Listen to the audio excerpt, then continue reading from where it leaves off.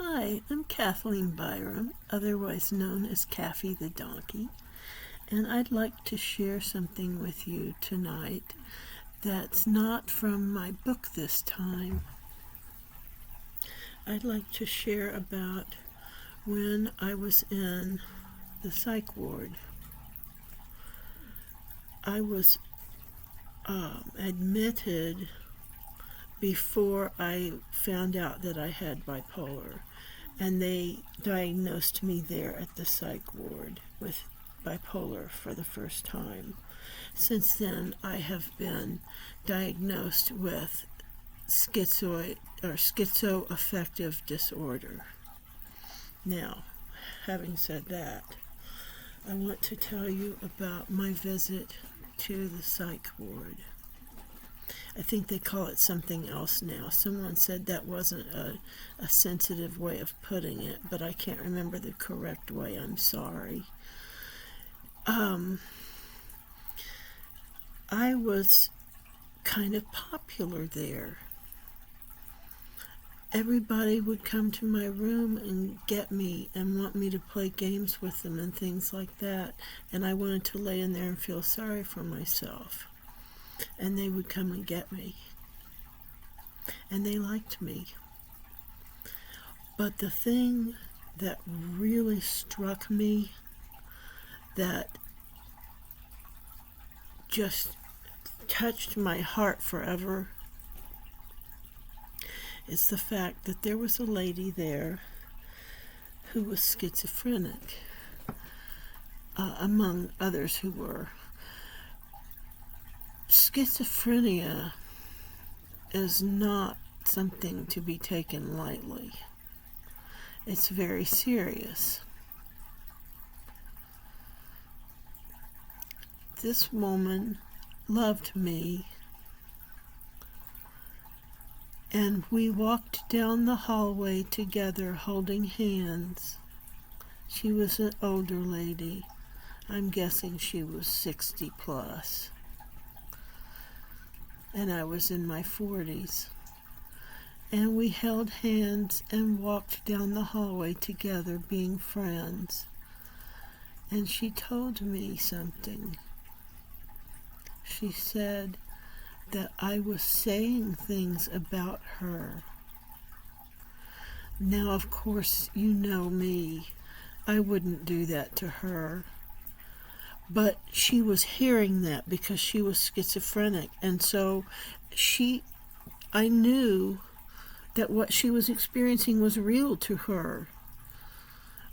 And I explained that I was not doing that, and that I would never, and so forth and so on. And she said,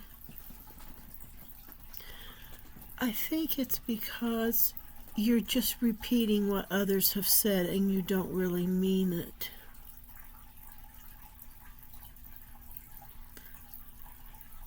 A schizophrenic person told me that. She didn't say, I don't want to talk to you because you've been saying bad things about me. In her schizophrenic mind, she reached in there because she loved me and found an excuse for me.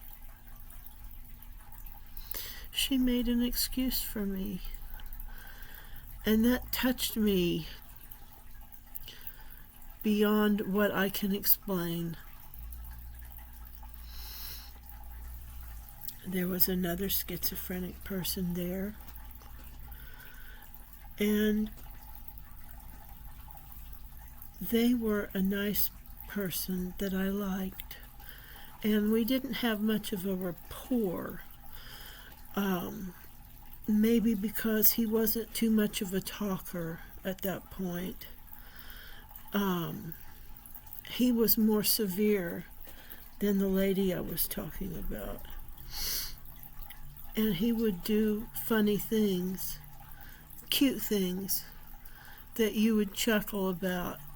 And one of them was putting a blanket over his head and running toward the door to try to bang his way out of the door. And it was very cute that he was putting the blanket over his head, because it looked like he was saying, I'm going to hide and nobody will see me trying to escape. That was incredibly endearing to me. And so I liked this boy. He was nice, and I was kind to him, and he liked me back. And one day we were all sitting in the TV room, and the aides were in there with us. And they were saying things to him like, blink, because he had, that frozen kind of look. And I just felt this heat well up inside me, and I said, I feel like I'm in high school. And they said, why? And that was when they got it.